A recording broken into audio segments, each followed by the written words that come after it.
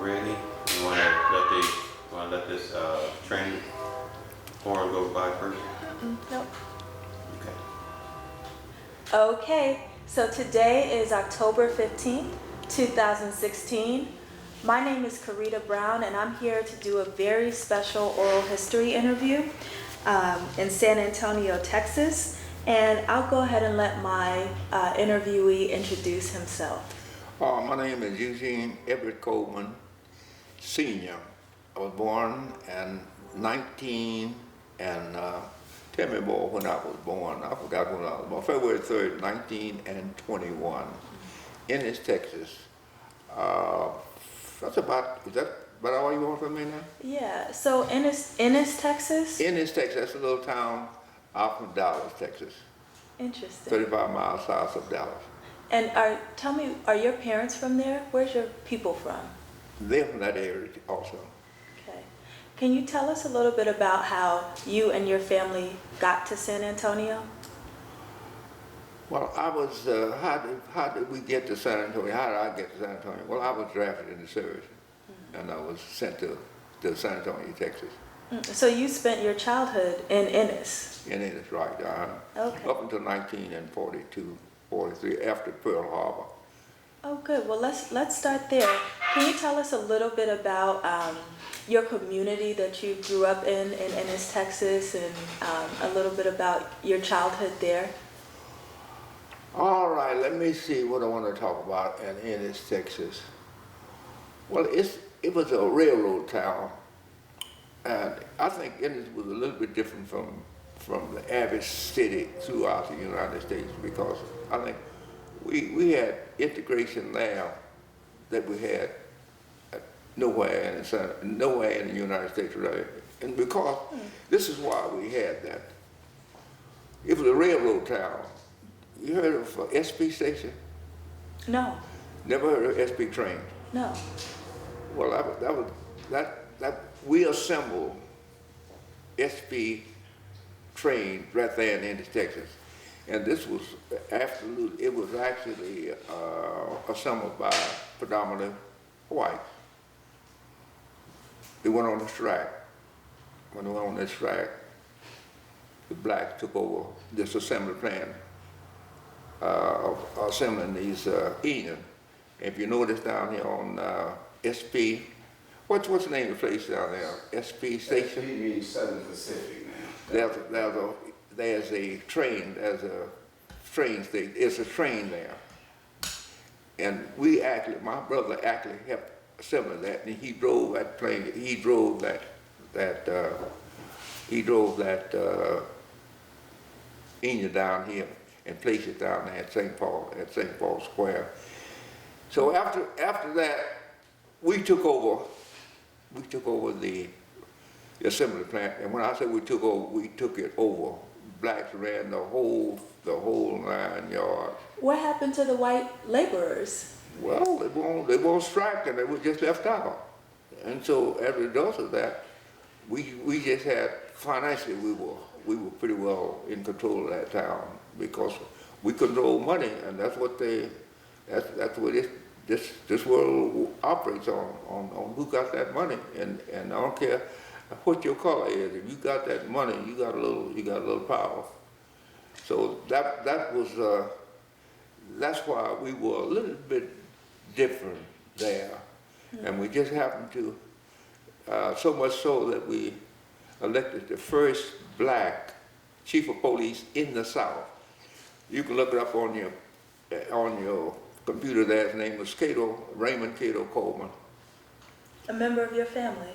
Yeah, he was a star football player at Wiley College, and as a result of that, when he finished Wiley, they said, "Well, we're gonna let you be our first chief of police." And are you related to him? My brother. Wow. Did I say the right thing? Wow. He's my brother. Look it up on there. Look it up. You can look it up on your computer now. You'll find him in there. Raymond Kato Coleman. Now, in your community, were schools segregated? Was there a colored school and a white school? Yes. Oh, yes. Okay. We had just white and black and everything. But when they integrated, when they had this integration come up, my brother was the chief of police, and they were supposed to it's just supposed to just integrate in just a partial integration. But instead of him doing it, he went all out for the whole 9 yards, and he integrated the school, the teachers, the whole 9 yards. All that should be on you could look it up on and you find out what I'm saying is halfway true anyway. I certainly will. Yeah. So take us to your school where you went to get your K-12 education. What was the name of this school? And tell us. Education? Yeah, uh-huh. Well, I went to what's supposed to be in the University of Houston. They sent out this information about this school that you could attend in Houston called University of Houston. But when I got to Houston, it wasn't like that. I went to University of Houston, and then they sent me over to Jack Yates High School, and Houston was called the Houston College for colored people. Okay, so that's why I had to go and get my little school in there. It was at Jack Yates in Houston,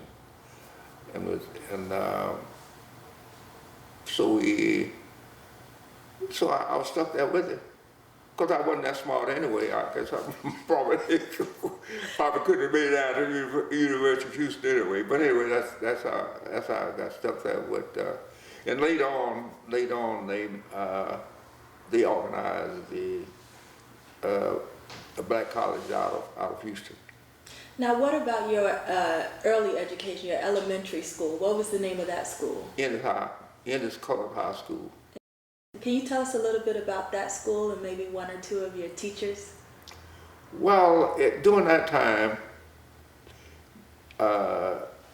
most of the teachers who were teaching did not have college education because all you had to do was just go down and take the examination. And you can pass that some kind of halfway examination and you got your job teaching school. And most of the teachers that taught me never went to college, but they were sharp, they were smart. Were they? That's right, absolutely, and they didn't take no mess out of you. Is there a teacher that you particularly remember that left a mark on your life? Well, let me see, Callahan. Her name was Miss Callahan. She weighed about 300 pounds. I don't know where she finished high school or what, but you took care of business with her. You didn't mess around. You had to take care of business and get that lesson for her. Absolutely. She didn't play. What you say? I said she didn't play. No, she didn't play. Not at all. Like they say, you're going to learn today. That's right. Absolutely. So, Mr. Coleman, this is interesting. So you grow up in this railroad town where blacks have somewhat of a middle class kind of lifestyle. You head off to college, thinking that you're going to an integrated college, and they send you to the colored school for your higher education. And then you get drafted. Can you tell us a little bit about that moment when you... Well, I'll tell you what happened. Let me get this live straight. Yeah. It was 9 of us in our family, 9 boys, 9 brothers and sisters. Let me start from the beginning. That was J.B. Coleman. He's my oldest brother. That was eventually went to Tuskegee, Alabama, eventually. And the way he got to Tuskegee, Alabama, you know, he turned out to be an alcoholic, you know, and got ready to go to school, and he decided that he's not going to make it. And so the draft came up, and they drafted him. And then as a result of that, one of the other drafting, we said, he's an alcoholic, and they're not going to keep him. Went in there, and they straightened him out. He got himself together, and we were really shocked that that he did turn out to be a non-commissioned officer there. And then then later on, when he got out of service, he decided he wanted to go to school, so he went to Tuskegee, Alabama, and he graduated there. And was able to construction engineer. When he got out there, he was hired as a construction engineer out of a big firm out of Dallas. And when he passed, he retired. That was my oldest. That's my oldest brother. Mm-hmm. Don't get the lie straight. Yeah, that's my oldest brother. Right. Now my next was my sister. No, let me say Bishop, my sister. She was a teacher there. What was her name? Clara. Her name was Clara. She didn't go to college. We took that examination where you could go and teach without going to college. So she was a teacher there. And then the next after it was my brother John. John was a pretty smart fellow. I just have to. And as a result of that, he attended college at, let me see now, where did he go? To be sure I'll get this straight now. But anyway, he was able to go to school in Oklahoma State University, I think it was.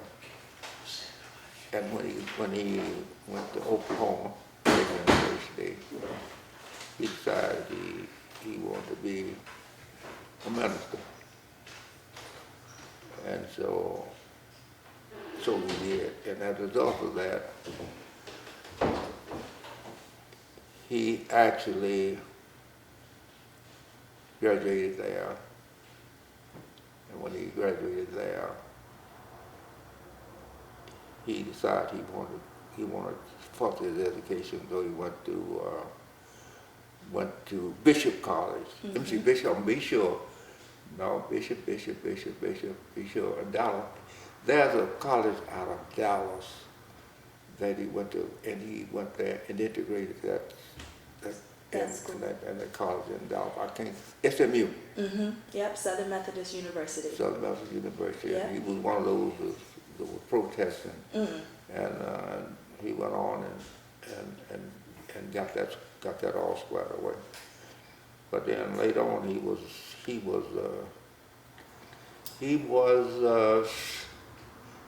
be sure and get this together, because I know you're going to be checking behind me, be sure how many lies I told about this deal. But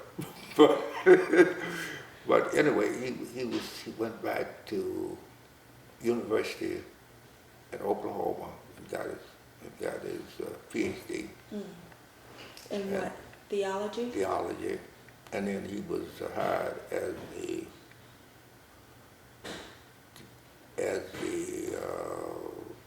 in Langston University as over the school religion. When he passed, he was over the school religion at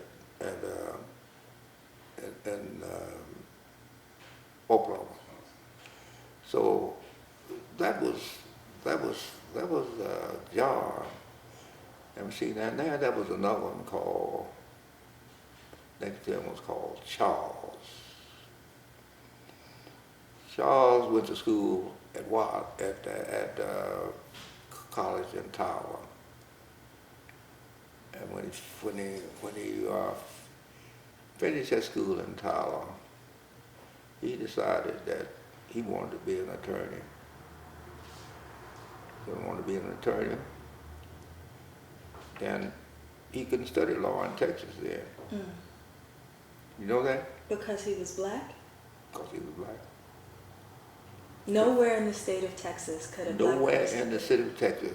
So they gave him money to go to school outside of Texas. And that was it was in Oklahoma. Let me see now. Let's see where he went. Kansas. Went to Kansas. And he he finished. And then they said, well, he finished, he's not going to pass this examination because he's a dumb black cat just out of Texas. And you got to go up and take that bar exam. Mm-hmm. And most of the folks that, why they in the car when they go and take that bar, they have to go back 2 or 3 times. I don't know if you know about that or not. Oh, yeah.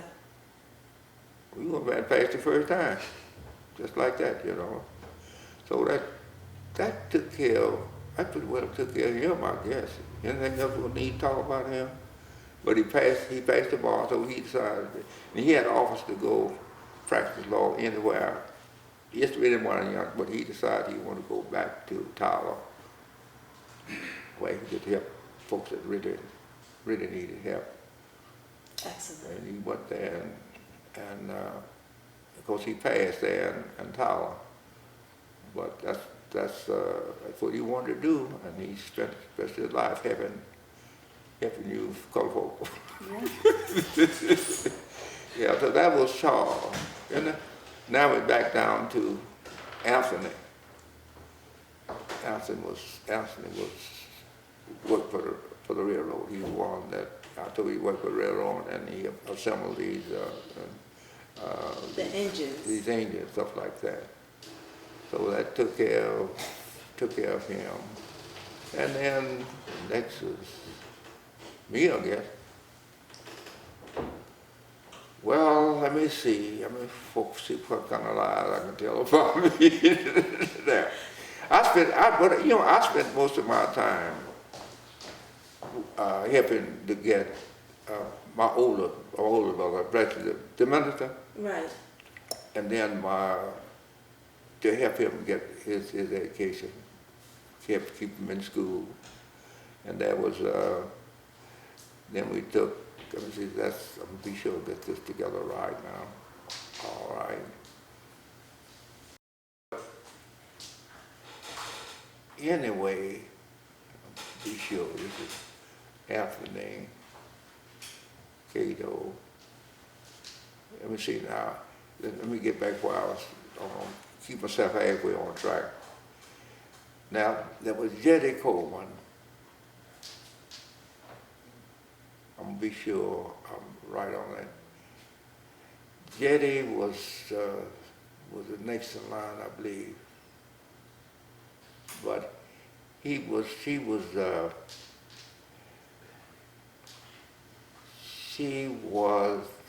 next in line, I believe. But J.D. went to school here in Texas at Austin. And as a result of that, I'm going to be sure I get this right now, she decided she wanted to be a home demonstrator. You don't know nothing about him, a home demonstration agent? I've never heard of a home demonstrator. Never heard of it. What is that? It was a school that out of A&M, Texas A&M, that trained people to go out in the suburbs with people in the country like and teach them how to sew and teach them how to take care of their children. Like home economics. Home economics, that's right. Right. So when you got there, she found out that didn't have any blacks, no black supervisors, anything like that, you know. Everything was dang at Texas A&M. And so she decided we do something about that. And as a result, she went and started a little organization down there. Made her a supervisor. If you go on the internet, you look up K12 Coleman, I think you'll find that she was the first one to actually serve as a supervisor. And when she passed it. But that's all that, you can get it up, look it up, because I may tell you the wrong lie on it. Right. Not the lie you wanted to tell. Yeah, the way I wanted to tell. Yeah. So that's about, I think that was about it. But you come from, so you come from this family of trailblazers. So What's that? you come from a family of trailblazers. So I come up from a family of poor folks. who drew blaze trails. Uh-huh. Yeah. So when you were a young man coming of age, what did you want to be? What were your aspirations? Well, I wanted to be a dentist because my part-time, I would work in the evening down at the dentist's office. That time we had, they had to do your own, a dentist, a black dentist, all the dentists did everything. They made your teeth, did everything. And I would go down to his office every evening, and I had a job making the teeth and everything, stuff like that. And that's really what I had planned on being. But I had spent a lot of my time working, help to get my older kids, my older brothers and sisters, trying to help get them out of school. I'm going to ask you one more time, just because of the cell phone that went off. Can you tell me again, what did you want to be when you were a young man coming of age? Well, dentist. I planned on probably being a dentist. That's what I wanted to do. But then all this other stuff started coming up, and then I had to help my other older, help them with their education. I did a whole lot of work just helping with them. Right. And then all of a sudden, it was my time. I said, I got to do something with me. So I went out and I got this information from Houston about Houston College and all that. And I said, this is where I'm going. So when I got ready to go out, I didn't have money to buy me a ticket to go to Houston. So I went out there at the hitchhike.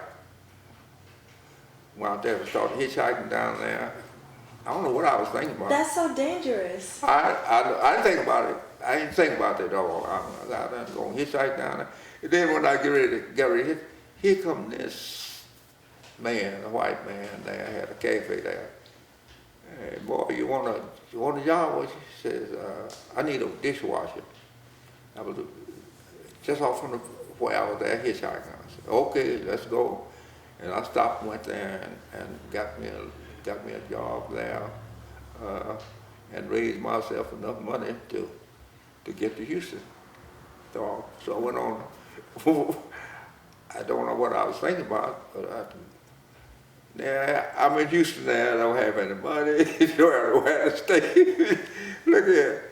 And so I just started walking around there. And all of a sudden, I decided that I would see if I could get me a job.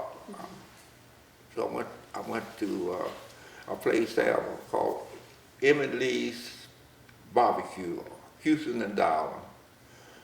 And he gave me a job there delivering food, like Domino pizzas, delivering food like that in the neighborhood. And as a result of that, I was able to get me a place to live that night or so. Oh, wow. Up on Houston and Darwin. And we were able to, there's a rooming house like that where the students would stay, and they had a refrigerator down, had 2 stories. She had a downstairs had a refrigerator, upstairs refrigerator, and everybody upstairs, 4 or 5 rooms upstairs, we would use that same refrigerator. Mm-hmm. And that's how I started there in Houston. Now I'm trying to see what else you want to talk about. So bring us to San Antonio. How did you end up making your way here? Well, I was drafted. We were drafted, and as a result of that, during that time, it was after the Pearl Harbor, and they were just getting people in any way they could, and as a result, we had during that time they had nothing but just volunteer services, and then you go there, and the blacks would do nothing but just servants. And in other words, they were a job just KP and stuff like that. And as a result, I ended up at Campana, Texas, where they were bringing in folks to go into, and they started mess around and got a whole lot of black folks here, understand? And we don't have nowhere to send them. All right, I ended up in a group that actually, the 168 of us, they put us on this bus, and they sent me to San Antonio. They had me on there as an acting sergeant, and had a fellow by the name of Sewells. He knows him, Sewells. He was an acting sergeant, and a fellow from Paris, Texas. It was three of us. They go through your little resume to see who's qualified to do that, you know. But anyway, so we were in charge. I was in charge of us. Sewells in charge of the bus, acting sergeant, and then this other fellow from up at Paris, he was in charge of that, or one of the buses. Yeah. This 168 people in this bus sent us out here at Fort Sam, Houston. Nowhere to put us. So they put us back on the bus, and they sent us down to do, let me see, I forget the other, well, what's the name of? Camp Bullets? Was it Camp Bullets? No, it was at one out from, it wasn't Camp Bullets. On the west side, there was a place on the west side that had it. But anyway. Not the Air Force Base. Huh? Not Kelly. Kelly Field. Kelly. They didn't have a place for that many blacks. And as a result, they put us in a tent area out there. And when they put us in this tent area, they finally made room for us out at here in San Antonio. Oh, okay. Now, but how old were you when you got here to San Antonio? So, boy, that's a $64,000 question there. I guess I couldn't tell you exactly. Yeah, probably in your 20s. Some. I guess it must have been about 28, 21, I guess. Yeah. Somewhere in that neighborhood, I guess. Yeah. So you ended up deciding to make roots here in this city. Can you take us to, just tell us a little bit about when you got out of the military, what did you start off doing here in San Antonio? Well, let me see. Let's go back to the military. Okay. Go back to the military. When they got ready to set up this little outfit out at Brookfield, and they found out that we were a group of, what do you want to call it? It was an organization set up, a service organization, where the acting sergeant would go out this acting sergeant would go out and have a roll call, and he'd go out and pick out so many blacks to send you up to the barracks officers' quarters to clean down and do KP in the white outfits. What's KP? Kitchen police, I mean, Oh. the kitchen and cleaning up the yards in the white, for the white organization out there. So I- only service roles. Yeah, I wouldn't do it. Yeah. I said, no, I can't do that. You look at my MOS and see what I'm qualified. What I'm gonna.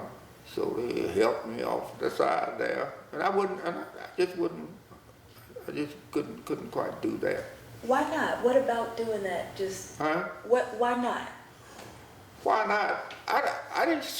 If I'm going out there serving my country, why should I go out here and be serving to somebody in another outfit there? And he's in the service just like me, and I'm gonna be on there doing the KP for them. You know what KP is, don't you? Kitchen police. Mm-hmm. You know what? I'm going don't make sense. You know. So as a result of that, they had to do something. Had to do something with me, and I just refused. I refused to do it. And then we had trouble out there with the chaplain, you know, and go to the.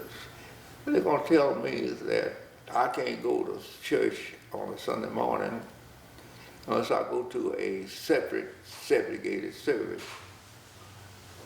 And they had a fellow there by the name of S.H. James. You know S.H. James, right?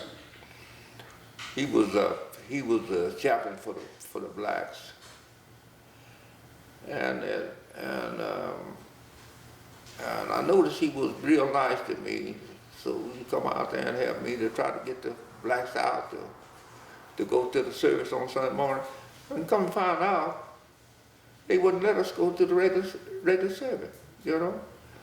And I told Reverend James, I fired him, because I had a little control over some of the fellows out there, you know. I said, we don't need him. Goodbye. You know, so we got rid of him. And then we integrated the service. Then when they integrated the service where we go, then all of a sudden they put up boards out there, servicemen. We had group A, B, and C. Mm-hmm. And I found out that they labeled us as a group number. You look at it, and that's why we so I had my fellow go and tell those things. We don't need that. We sit in where we want in here, stuff like that, you know. Yeah. So and I think my reverend, he didn't like me after I got out of the service, just because and I found out they were paying him. I thought it was something that he was just a volunteer servant. Mm-hmm. He was getting paid. He was getting paid for that. So that took care of. That was just the beginning out there. So I found out that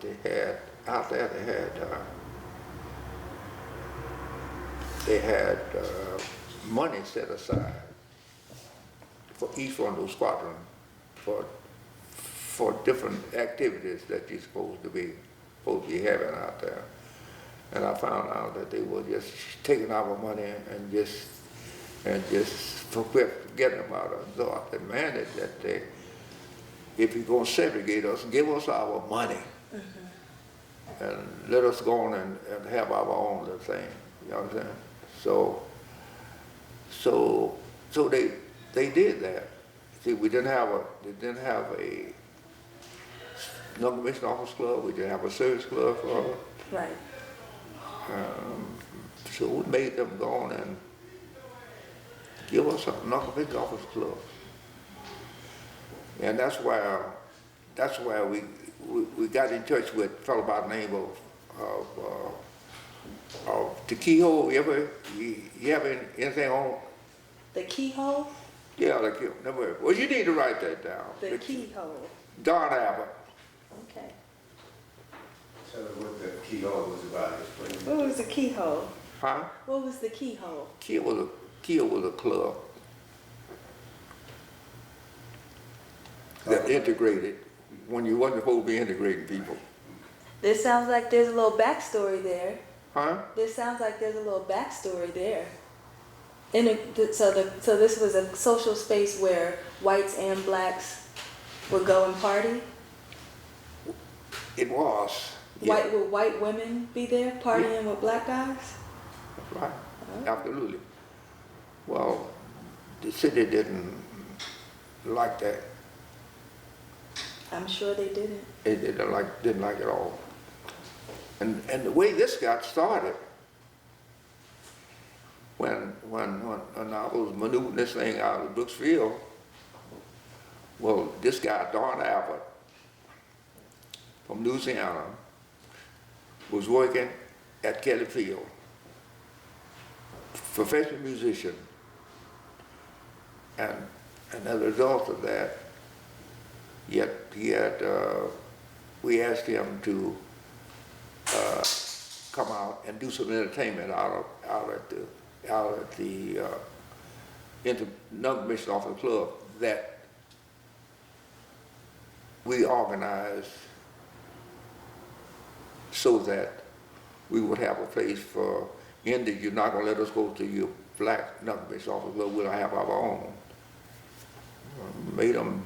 We made them build that club, and as a result, I called Don Abbott, and Don Abbott came out and started doing entertainment for us out there.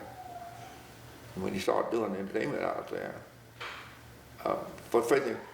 before he started doing entertainment, his uncle was a contractor, and we had he called his uncle, I called him Uncle Henry, to come up and to redo this place, warehouse, into a club, non-commissioned officer club, for us.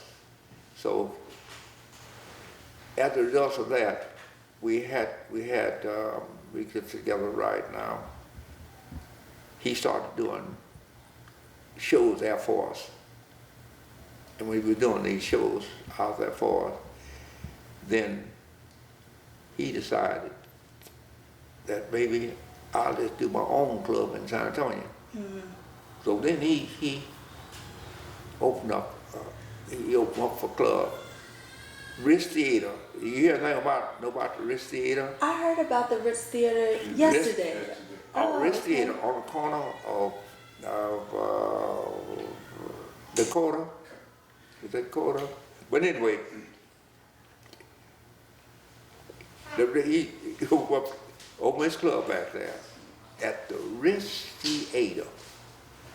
And from that Ritz Theater, it went so well until he decided he would open up this club on the west side called the Keyhole.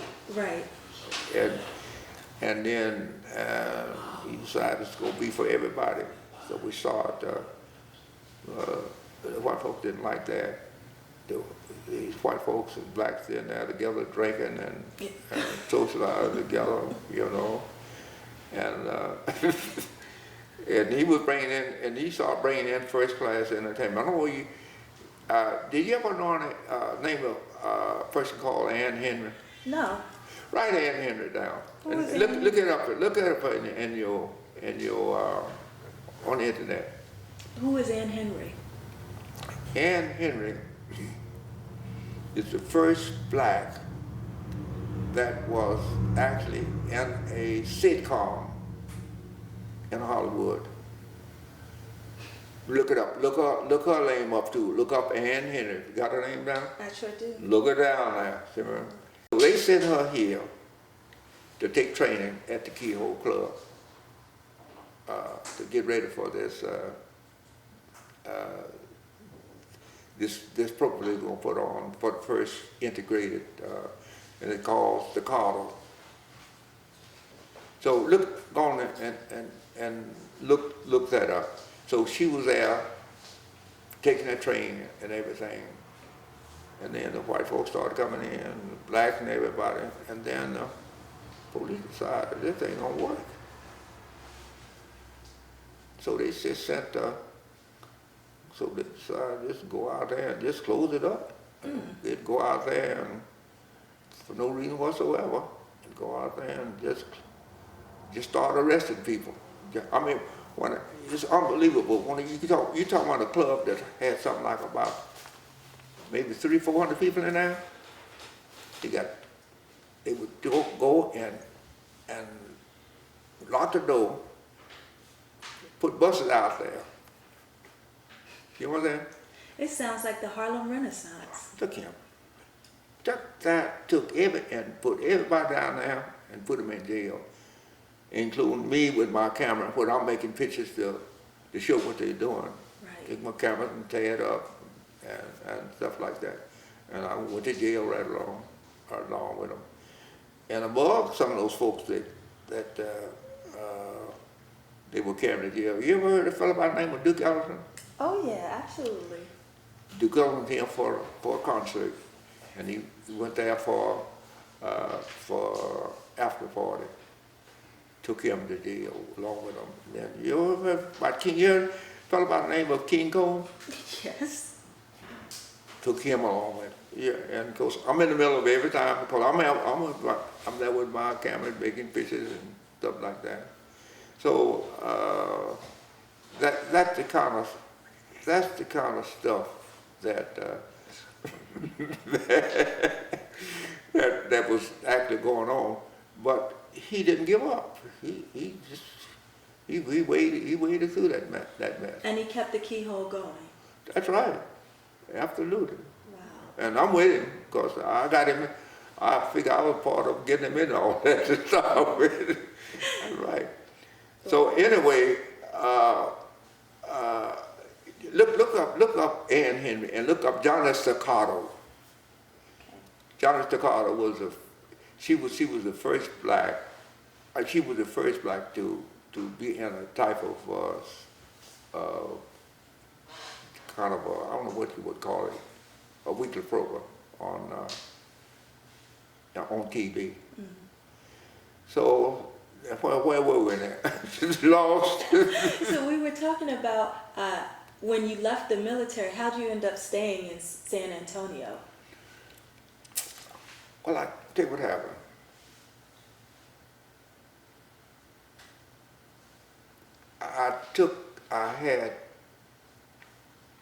While I was in the service, I made a little money while I was in the service. And I set up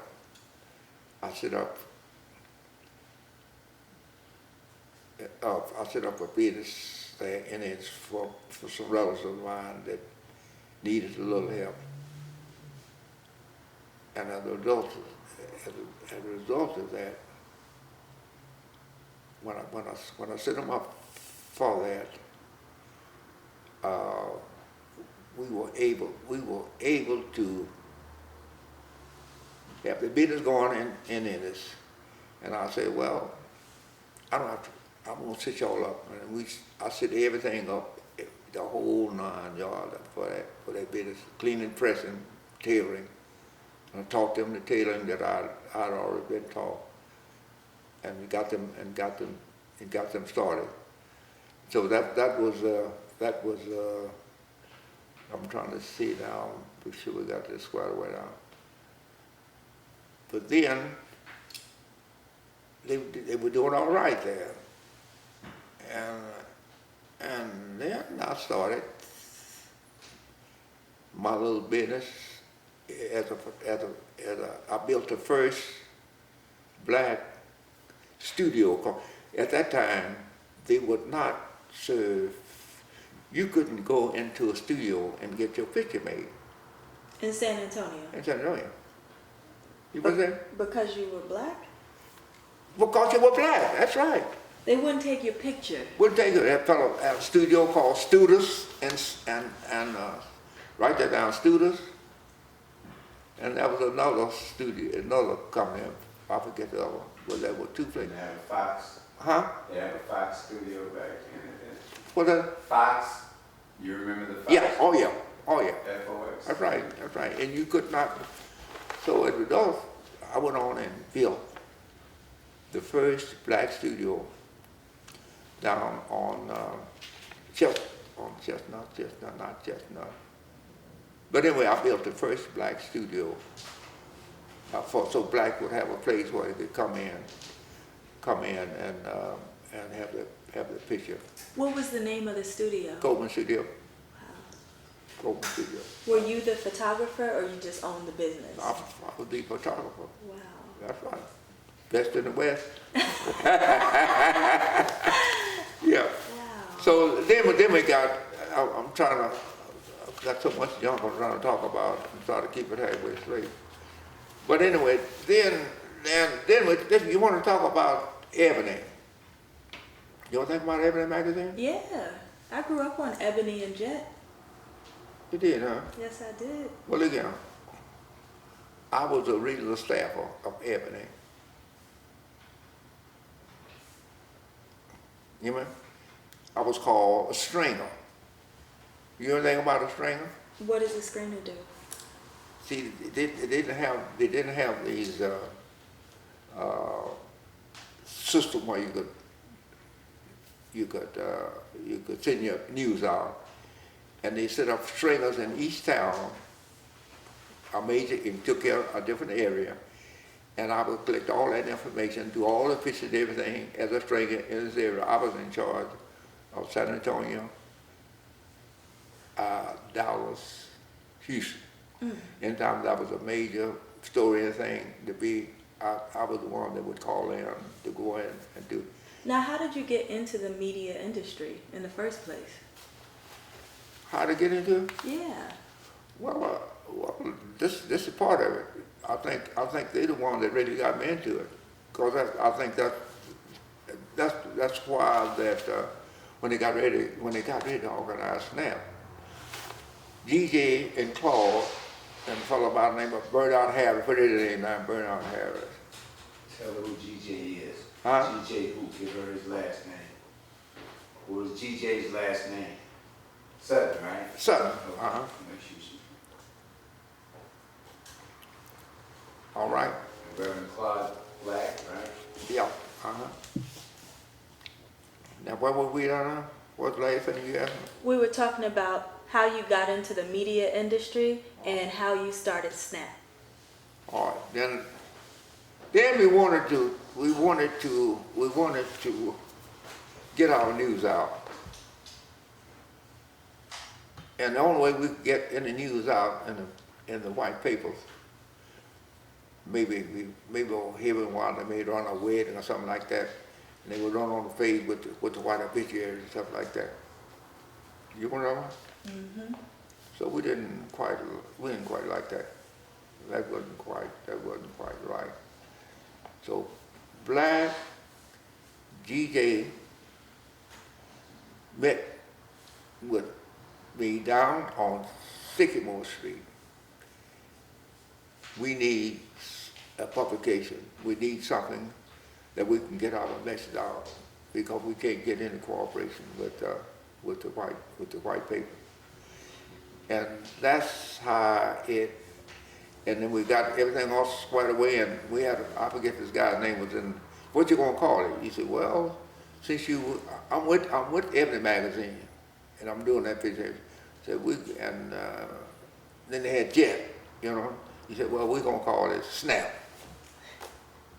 He said, because all we're gonna do is just a little picture and a little. See, Jet was operated on picture and a little. With a little byline on that picture, understand? And that's how we started. SNAP. Who came up with that name? The guy has passed on. Okay. That was in that meeting, but he says let's just call it SNAP. Call. All we're gonna be doing is just do a little. We're gonna do a little picture and do the story, what we're and where, what is it, about media, you know. So that was it. That's how it came up. So what was your role in the early days of SNAP? What were you in charge of? In charge of getting it out, printing it. Be sure we got. Be sure we got that publication going. Publishing. So bring us there during that time when you started SNAP. San Antonio is still a segregated city. It sounds like it was a lot of racial tension. What were some of the stories and messages that SNAP really tried to cover in those early days? Well, we had police brutality was one of the main things. Mm. You know, and you had crooked policemen, crooked chief of police. You know, and no doubt about that. And you just had to. Somebody had to get out there and now we lost some folks. We lost some lives in this operation, no doubt about it. And we know, we talk about drive-by shooting. We'd have meetings, I know, at Rev Black's house there on Balmer Street. They heard the meeting going to go by and shoot us up.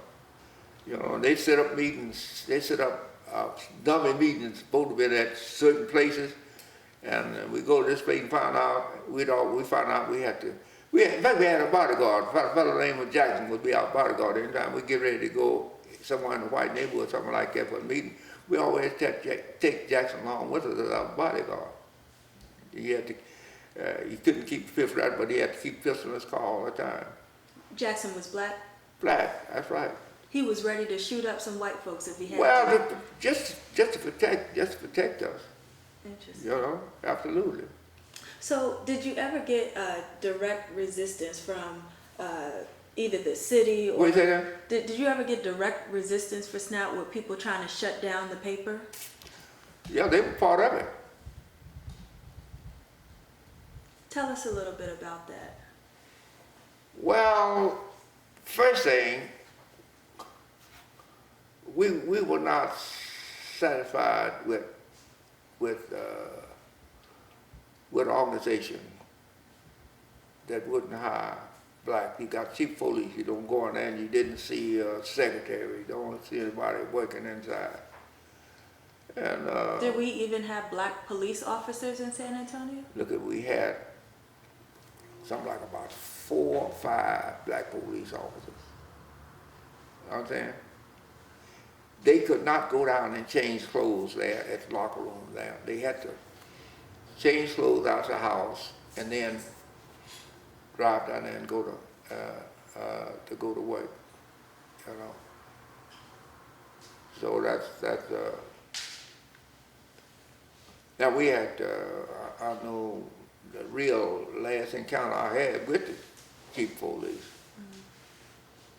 They counseled my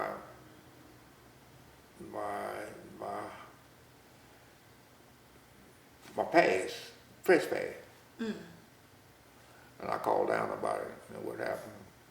So she said, you'd have to come down and talk to the chief. So I went out there and kept my bodyguard with me, you know. And I knew what it was all about because we wrote the brutality story, everything they were doing. We told it just like it was, you know. I went out there to the police department, and he came in there with his gun. The full. chief of police. Yeah. And we walked in there, he found out I had somebody with me, and he took it and hit on it, and the gun went off like that. But he was going to say, I know what the deal was. He's going to assassinate me, and said that because I had a bad reputation with him anyway, you know. Yeah. Now, I can call his name, I don't know whether, I hate to have to call the chief's name because it's a whole new generation and the same folks that was on the other side of the fence, they're on our side of the fence now. I wouldn't want to embarrass them.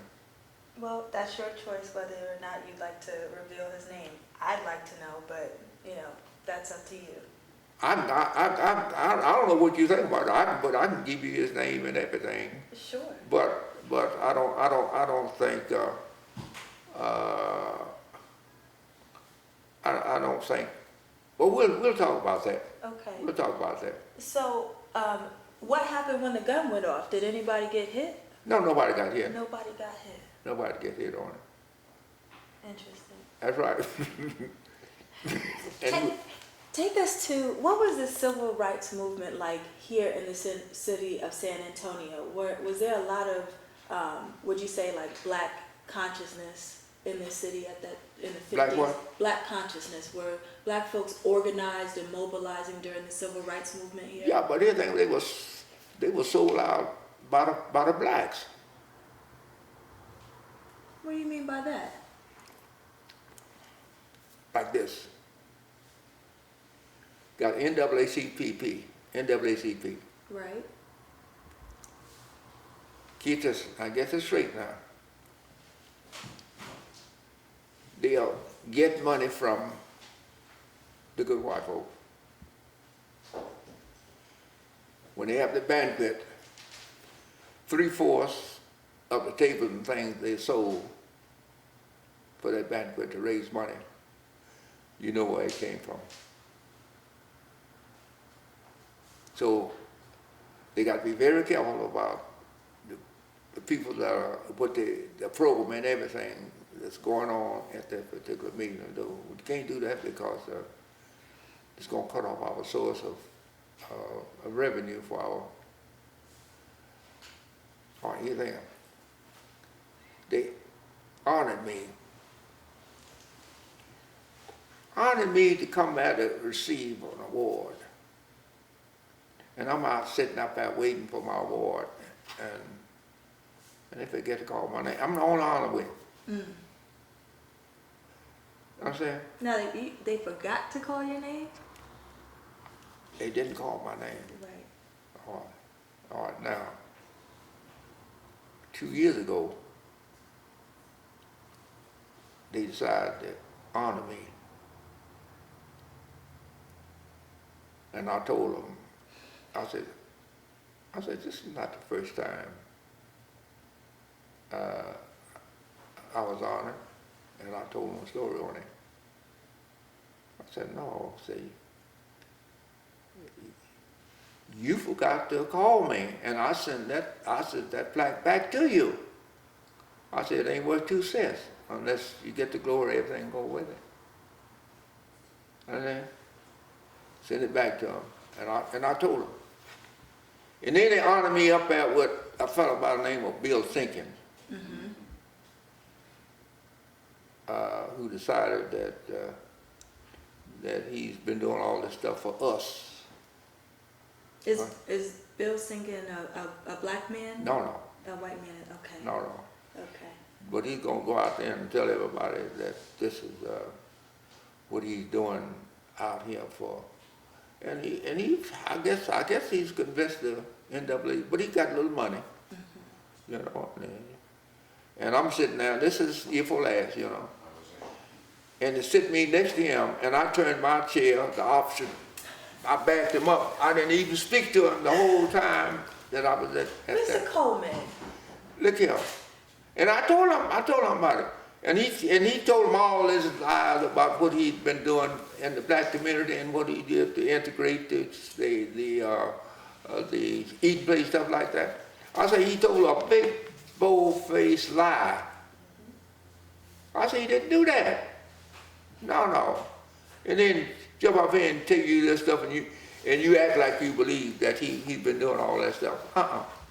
And he is a guy that lived out there in a lily white neighborhood where they didn't allow blacks to come out there after dark. Talking about what he did for integration. What's that? Talking about what he did for integration. And talking about, look here, and he got people to stay in the service going, you go out there on a Sunday evening, on a Sunday evening, you're in a black neighborhood, because the whites would just turn their place over, they want to have parties for the children, everything, stuff like that, you know. So now, this time, they had a party. She had a party for her boy. Called me out to make pictures go and snap. Now he leaves and goes, he's gone somewhere else. He come back and found out that Snap had made pictures. He calls me up and tells me, I understand you came out and made some pictures. So he wants to bribe me to give me some money to not to run the pictures in the snap and to tell them the pictures didn't work. I said, look here, they called me to make these pictures. I made them. It belongs to them. I've already delivered them, and you work it out with them. Understand? Absolutely. So that's the kind of deal. And then we talking to a guy that actually took our money and built a bank. When I say took our money, Right. I have pictures of where I visited Johnson, President Johnson, at the White House. I got the pictures. Wow. Understand? And as a result, where we went up there to get multi-million dollars for black Empowerment. right. Look at you know something about Watts? Yes, I do. All right. And what he told us when he was there, he says, now, we don't have enough money. This money look like it's big money, but it's not, we could have an effective job going all over the United States. So he picked 3 places for that money to be spent. Mm-hmm. One of them was Watts. One of them was San Antonio. And the other was, I think, was Oklahoma, I believe. All right. Now, did you have dealings with? Look here, we'll do this. Okay. You been to Watts? Yes. Watts don't be owned by blacks. Did you know that? Well, now. You ought to know it. Now it's not. Huh? Now it's not. It's never been owned by blacks. Watts belonged to white folks. But it's a historically black community, and Look here, yes, but it's belong. Naturally, everything out there belongs to whites. I know because a friend of mine that had a business out there, clothing business. He rented from white folk. All right. Now when they put that money out there in Watts, the good white folks made sure that whatever kind of business they were in, that money was back into their hand. Failing business, I'm gonna give you a place like big grocery stores that have no experience of, and don't give them when you couldn't own anything. You just had to go in and just rent from them. And they got it all fixed so that if you into any kind of business you went to and watched with that money, you had to rent it from somebody that they owned. You know what I'm talking about? now what was the case in San Antonio? Same thing in San Antonio. But I think we outmaneuvered them with some of it. Tell me about that. All right. Now, when they set it up, like I want you to see this building that I was able to maneuver out of it. I want you to go and see it on Houston Aggravated Street. We said we're going to, you couldn't buy it. All you do is lease it. And the lease thing belonged to some white folk. So between me and DJ, we were able to maneuver this thing with the white folk. Able to maneuver that thing so that when that thing was over, that we'd be able to buy that building from them. Okay? Now, I checked this thing out at the legality of it. We had a fellow by the name of William Donahue. You know William Donahue, all right? That we were able to get in the first black assistant city manager and worked out exactly how that thing could work. He said, well, you're safe, but what you need to do, you need to get somebody else to buy it. Who will sell it to you? And all right, so I was lucky that I had my attorney brother. He was doing all right. I was able to get him to buy that property and put it in somebody else's name. Understand? Got that property and put it in their name, and they were shocked. And they went for city council, and they could send me to jail or something like that, maybe. But now T.C. Cabot, that's what we call that name though. But anyway, it was understood. They had somebody come for city council and talk about that. And if I'd gone, if I hadn't talked with Donahue, what I could do, what I could not, I really could have been in jail. Right. You know? But Now, what was that building used for? it was vacant. This is the building that G.J. Sutton, when he decided to run for state representative, G.J. was the one, along with the Claude Black, that maneuvered that thing to get single member districts. Okay? So now, and this guy that owned it was a good friend of G.J. Sutton. So he maneuvered a deal with him to use that building for his headquarters. We started off right here in this building when he was gonna run. He said, okay, Coleman, we're gonna do this. I said, okay. Because this building used to be a funeral home. It was a funeral home, and at first off was that Black, DJ, and Coleman. Tell us a little bit about G.J. Coleman and Reverend Black. What were they like, and who were they in terms of to San Antonio, to the black community? Well, they were always in trouble with the white folks. Including you? Yeah, we were always in trouble. Like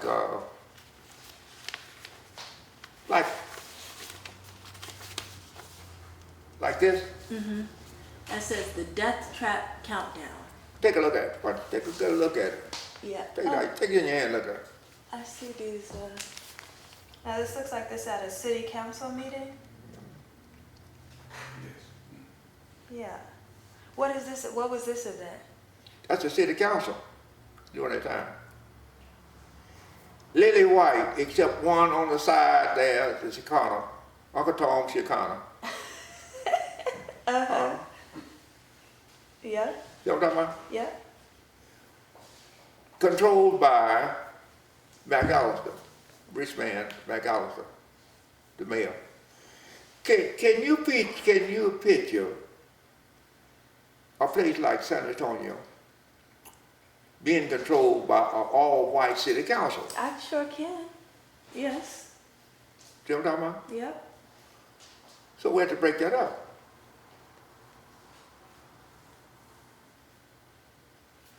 And why were y'all calling this the Death Trap? Well, let's Oh, this is the bridge. All right. Yes.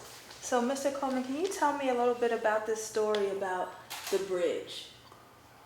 all right. Now that was something that I got involved with strictly with the SNAP. I had nobody else was involved with that because these are the kind of stories that we covered with SNAP because every at least once a month somebody was being killed going under the way that deal was set up there. Mm-hmm.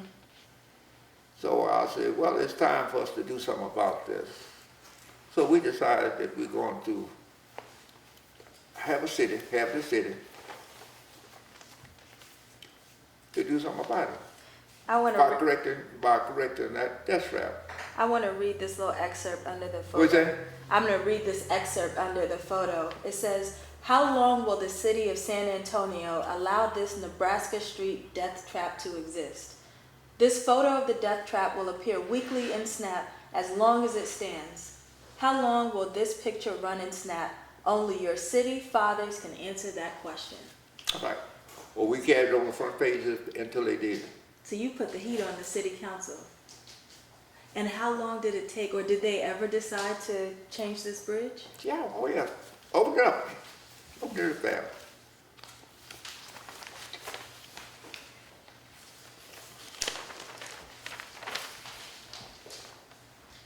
So this article here, I don't know which one I'm supposed to be looking at. Formal dedication for underpass, ceremony set for September 26th. So they eventually voted to have it changed. Yeah, but now, what, be sure about that. You can take this right here. That's just some more pictures there showing how long will it last. We kept that picture right there going until they decided. How long did it last? Maybe a year or so. Wow. And you ran it every issue. Every issue. Till All you right, got every it. issue. All right, now, Now, did you receive heat and pressure from the city for What- doing what'd this? you say? Did you receive pressure from the city for doing this? oh yeah. Oh yeah, it's just, no doubt about that. Now, Mr. Coleman, But now what had to happen now?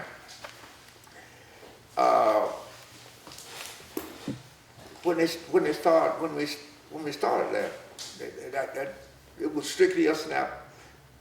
It was it's kind of thing that we would do all the time with the snap. So as a result of that, they had to. They just put all kind of pressure on you. And then the last thing that we got them on was that they had a bond issue out. They had a bond issue out for some money, big bond issue. Mm-hmm. And we had the balance of power for passing that bond. All right, so now, then we connected that with what we were doing here. And we said, okay, you're gonna do this, or we're not gonna vote for that bond. And the multi-million dollar was going more or less to what you call the north side of town. And we just kept pressure on them. And we refused to get the folks out to vote for that bond. Did you ever fear for your life? Yeah. And that's just it. Oh, well, I tell you about the drive-by shooting. And we lost some folks. We know what happened to them. But no, we couldn't.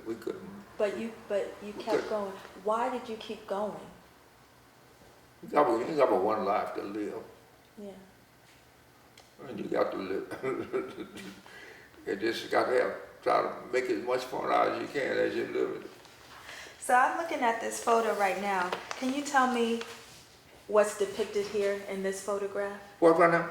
Can you tell me what's depicted here in this photograph? The picture. Yeah. This is just the bridge from last year when they decided to decorate it more.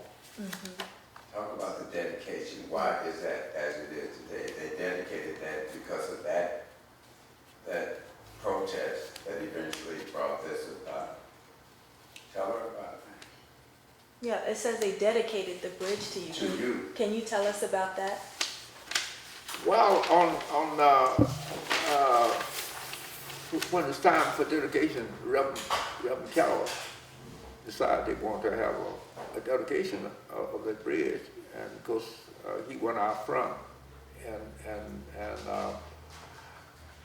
had a big dedication, and they had a reception at St. Philip's College, and we have full house and everything. That's just about It's just about that. But what happened when they got ready to dedicate the bridge? McAllister, That rich man. look here, McAllister decided that he's gonna take over the dedication. We wouldn't let him do it. We wouldn't let him do that. I said, no. And he had the ribbon and everything. And we went and got our own ribbon and everything. And when he come out there on that day of dedication now, with one of his Arkansas friends to do the ribbon cutting, we took it down and we had some kids out there that's been protesting with us. And we did our own ribbon cutting. Now, let me tell you what the other thing that happened prior to that. And it kind of frightened me a little bit. They had, after we got the thing pretty well started, we found out that even after they do the bridge, that there was going to be a problem with the people getting in their homes under that bridge because that was a drainage problem. Right. And every time it would rain, it place up 2 blocks from the bridge called what's the name of the street up there? Up to 2 blocks up there from that bridge coming into that. Rio Grande? No, not Rio Grande. Coming past the Clark Black Center? Yeah. But anyway, we call it Springsdale. Springsdale. We call it the Springsdale River. And every time it rained, it would just flood. People couldn't get to the house and everything. Right. So as a result of that, well, we just decided that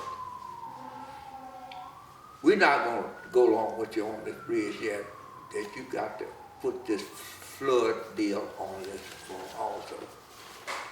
And we were kind of nervous about it. And I don't know if we could put it off or not. But anyway, they added that money for that flood area to take care of that whole flood area. And it went into a few dollars. Right. That is fantastic. Right. Yeah. Yeah. So that's about it, I guess, on that. Mr. Coleman, the SNAP is still continues to this day.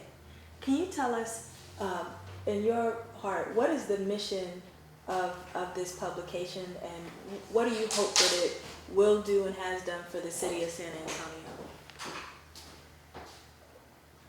So what is the mission of the SNAP? Well, it's look out for us.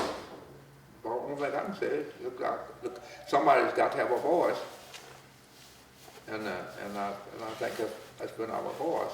Because you think, when we first started, we had some ads from some of the leading stores in town. And one of them was a beer company. And we had some beer companies that we actually worked with them to give them a job delivering beer, stuff like that, to stores, stuff like that. And they went against us. Because the white folks says, if you don't stop that kind of publicity in that paper, we can't advertise. We were thinking that was strictly from the beer company, because this guy was working with the beer company, and I forget his name now. But anyway, I found out that next publication get ready to come out, they all dropped out. He was speaking on behalf of all the white people. And we've never been able to get those ads back. Really? That's right, absolutely. To this day? That's right, Wow. absolutely. So how did you all keep going? Well, we printed our, so we printed our own paper. Then folks that selling equipment wouldn't sell it to us. And so we dealt with a company out of Oklahoma, I think it was. We sent the information in, and all of a sudden, man, opened my door there, and there's this whole press thing out there. Absolutely, yeah. Well, Mr. Coleman, I want to close out the interview by just asking you to comment on, in your 95 years of life, where you see the state of Black America now, and where should we be thinking to move forward?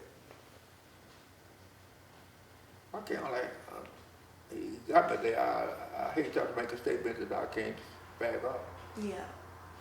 Well, I'm just wondering, as somebody who's been central to, Black struggle in the city of San Antonio, for the next generation who's picking up this, this mantle, what would you have to say to the African American youth in the community? Well, I hate to try to make a statement on that now because I wouldn't want to make a statement that I couldn't. And I've always had a bad habit of not making statements really on my own. If I make our statement, I like to have somebody with me and somebody to be sure that I'm being coached to say the right thing at the right time. I don't want to feel like I'm doing something that's gonna benefit me, and that's where I wanted to go. I want to be sure it's gonna benefit the total community. Can you just talk about your passion, your love for Black people, and how you served the Black community in the past, and how would you like to see that legacy perpetuated going forward? Handing the baton off to whether it's me as a current publisher or whomever that may have been. What do you want us to do to perpetuate the legacy of Snap newspaper? Well, I think you can probably answer that yourself. I can, but tell me what you want to do. You've given me the baton. Let's talk about, do you want me to maintain the legacy, being a voice and agent for protest in the African American Oh community? yes, absolutely. Talk about that, elaborate. I don't want to talk about it. You talk about it. Talk about it for me. Well, I just do want to say I feel certainly privileged to be able to accept that awesome responsibility. I see it as a blessing, one that I never. I will tell you, I sold snaps for him when I was 7 years old. Introduce yourself. Waylon Griffin, I'm the current publisher of Snap News. But I sold newspapers for him as a little boy on the East Side. Never had in my wildest imagination that I'd become the publisher of the publication. One of the things that I always admired about him, he was a guy who would say what he really felt, which kind of surprises me that he's quiet today about that. But I will tell you because of what I've seen, because much of what we do in the way of norms and values in any community, the norms and the values actually dictate and articulate who we really are. The Bible says, a man thinketh in his heart, so is he. Also, as you think, so you articulate. And so I feel really privileged to do that with Snap News. I see the older copies, that copy that he shared with you is from 1962. And then going forward, here we are, and now moving further and further into the 21st century. And I feel an awesome responsibility. One of the things I do, we talked a lot today about the NAACP, and one of the things that I try to do every year is to keep their feet to the fire. They don't give us an automatic seat at the table for their annual, dinner and conventions and stuff. The reality is that it was a Black press that articulated and spoke on behalf of Black folks when nobody else would do it. He will concur with me about the fact that if you were found to be a Black publisher writing Freedom Press, back in those days, what they would do was come and burn your publishing house down. Mm-hmm. And so consequently, it became incumbent upon the Black press to articulate what nobody else could do back then. One of the things I loved about my interviews with Reverend Black, he would talk to us about even his role and how it tied in with Snap News as a kind of founding father, co-founder anyway, with Mr. Coleman and Mr. Harris and with G.J. Sutton. But the other issue was that they were free to say what his regular congregants in the church couldn't say. So here he was, who went on to become a part of city government. Most people didn't know he became the mayor pro tem for a while. He was on what we call the Good Government League at that particular time. And that always assured that we'd have a Black voice at the table when it came to city planning and laws and all.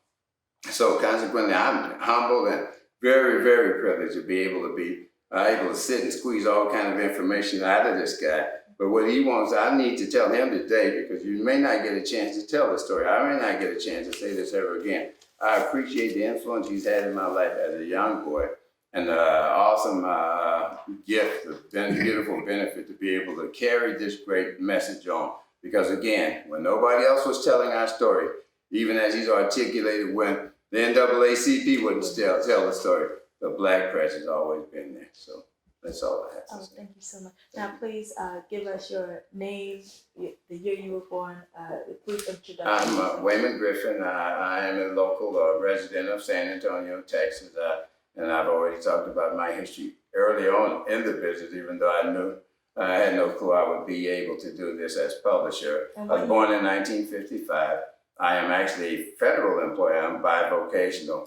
I've worked and served as a radiology supervisor at the VA hospital for 37 years now. But I love that job, but I love being the publisher of SNAP for more than anything I do other than that which I do for God, you know. And so just pleased to be a part of this endeavor. Thank you, Mr. Griffin. Well, you the first one to read the top. You first now sit down and talk right.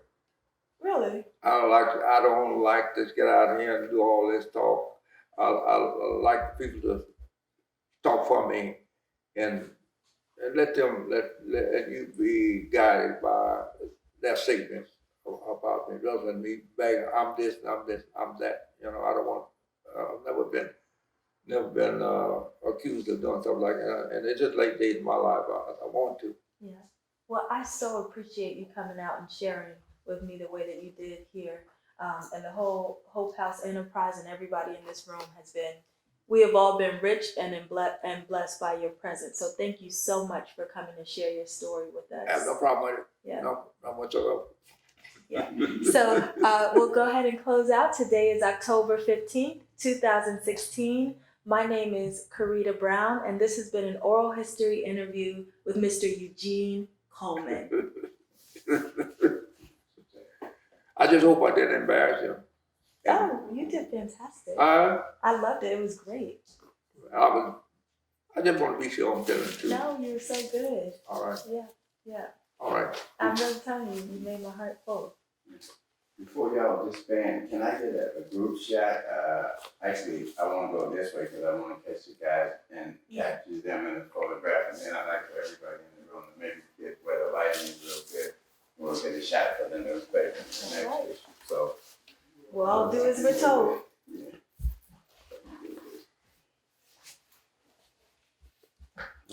You want us to look like we're working? Should I do it? No, this is cool. Everybody's good. I just want to get